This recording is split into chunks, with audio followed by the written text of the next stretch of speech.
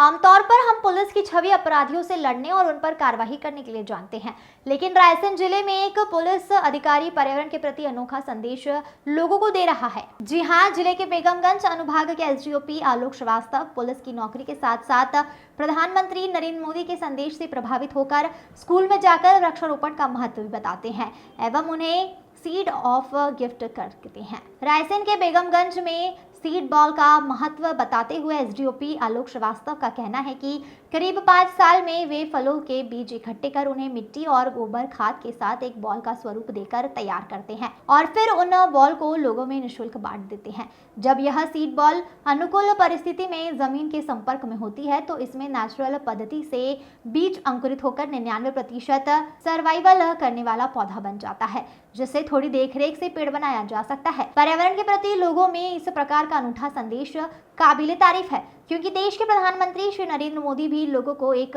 पौधा अपने मां के नाम लगाने का संदेश दे रहे हैं, जिसे अब सरकार अभियान के रूप में ग्राउंड लेवल पर उतारने जा रही है। किस प्रकार का अभियान है ये? सीड बॉल आप जगह जगह रोपित कर रहे हैं? जे श्रीमान एसडीपी महोदय भोपाल गए, वहाँ से हम लाए हैं और साहब ये वितरण कर रहा है। स्कूल में करा, कॉन्वेंट स्कूल में, शासकीय सीएम राय स्कूल में 2-3 हजार सीड बॉल बांटे। भोपाल में क्या है ये सीड? ये नाम ले रहा है, क्या है ये चीज? ये जो क्या है, इसलिए जो गुठली होती है ना किसी भी फल की, वो फेंक देते हैं अपन इधर उधर।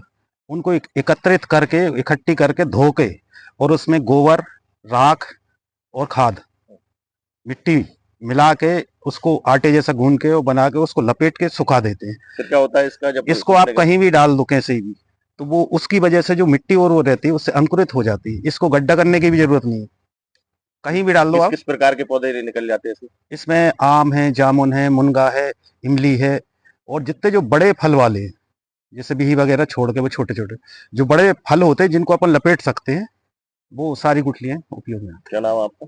पंचम सिंह। सर, क्या अभियान है? किस प्रकार से लोगों को ये सीड बॉल का आप संदेश दे रहे हैं? ये माननीय प्रधानमंत्री जी ने जो अभी आह्वान किया है, एक पौधा अपने माँ के नाम, इसी अभियान के तहत ही ये सीड बॉल वितरण करके लोगों में हम जागरूकता फैला रहे हैं कि अधिक से अधिक वृक्षारोपण हो, जिससे पर्यावरण बच सके, पर्यावरण का संरक्षण हो, संवर्धन हो। इसमें सर कैसे इसका प्रयोग होता है और इसमें क्या खासियत होती है कि अपने आप कहीं पर अंकुरित हो जाता है?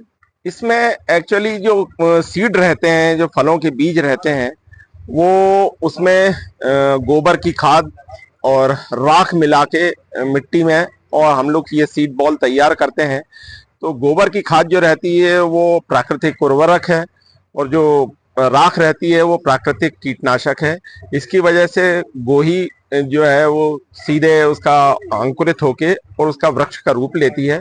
इसको कोई देखभाल की आवश्यकता नहीं है, कोई गड्ढा करने की आवश्यकता नहीं है। जब अनुकूल परिस्थिति मिलती है, इसको नमी मिलती है, वैसे ये उग जाते हैं पौधे।